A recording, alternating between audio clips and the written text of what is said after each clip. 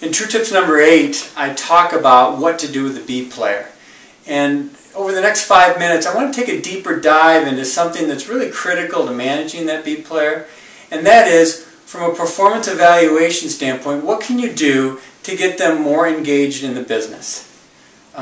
First of all, everyone has a hot button. And one of my hot buttons around the performance evaluation is I often hear from people, this form is terrible, I can't, the form is keeping me from doing a good evaluation. And that is baloney.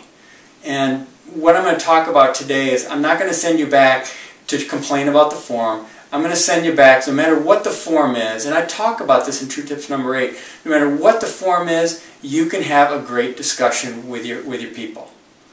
So again, that's my big hot button. So let's first start, before we get into what you can do, think about what the person needs out of this discussion. Okay, get in their shoes. Remember what people want to know. Now, a vast majority of the people, the first thing they want to know is, what's my pay increase? Now, there's a big debate whether or not pay should be part of the performance evaluation. Should you break it apart so you can focus on the development? A vast majority of you are dealing with systems that have the pay increase in it, so just deal with it. But people really want to know that when they leave. That's one big bit of information. So no matter what you do around the discussion, the pay increase has probably got to be put in there, and it's got to be talked about first. Second thing is, they really want to know how I'm doing. They want feedback from you as their leader, what you think. Now, hopefully this isn't the only discussion you're having in a year, but it's very important for them to hear that. So let's not forget that. And finally, what is next? Now, oftentimes, again, even with your B players, your A players are certainly going to want the challenge. I guess with a B player, you also want to let them know what is next and really ask them what they want to be next. So changes to their current role, what could enrich it?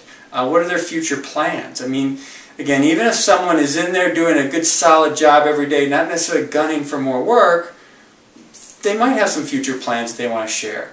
And finally, what's next? Maybe one challenge from you, maybe one challenge for them to pick out of the list of things, here's what I need help with. That's going to be critical. So these are three things that just remember that everyone wants to know.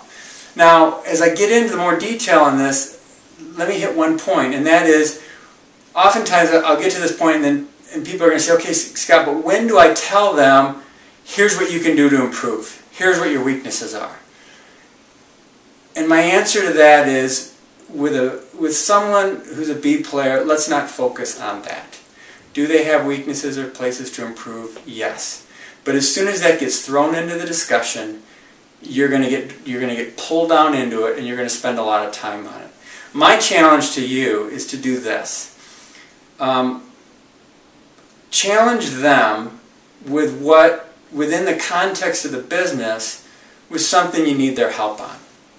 Something that is, you're having a hard time getting your hands around, the group needs it, the team needs it, maybe it's a new individual on the team, whatever it might be, challenge them to say, can you help me on this?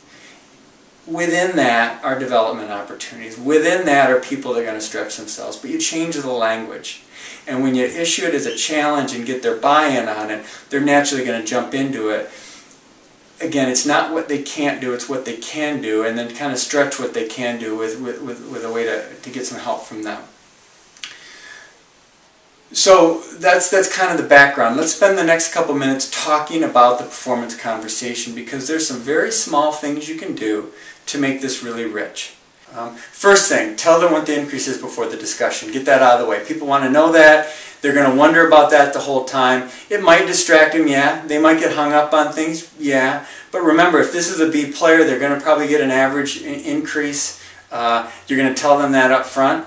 And again, if they have struggles with it, you'll just talk about it. But get that out of the way. The second thing is, give them a copy of the form to read before you meet. You probably have an HR process where they have to sign it. I would just give them the form, let them read it beforehand. Tell them up front, look, I'm not going to go through every bit of detail on the form. I want to capture some major themes for you, and I want to focus our discussion in terms of what I see that's good.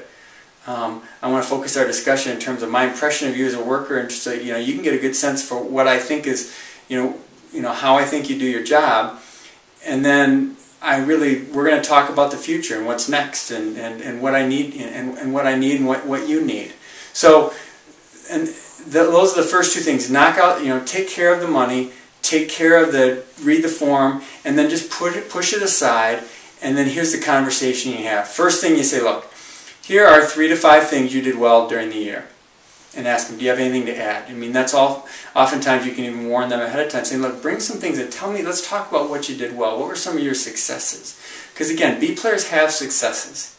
They might not be going out looking for things, but they're probably doing some good solid work, so recognize it. The second thing is adjectives that summarize how you view their performance.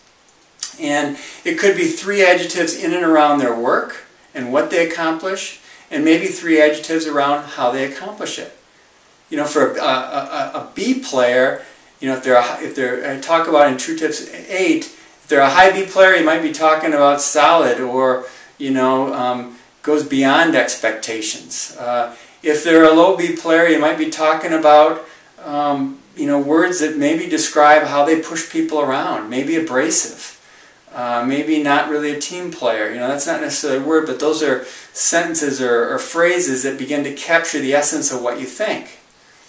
And then finally, select one problem. As you get through all of this, especially with people that are your Bs and your, I call them B pluses in true tips,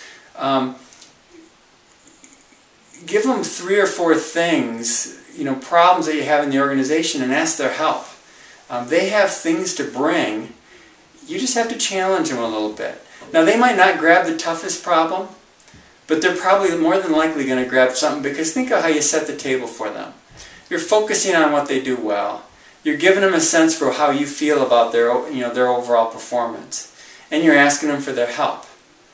Again, the B player isn't necessarily the A player that's going to really push you and is going to really want to stretch themselves.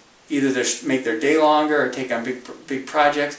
But they're also not the C player who's probably checked out, who's probably looking to skate on things. So that's my true tips this month in terms of how to handle the B player.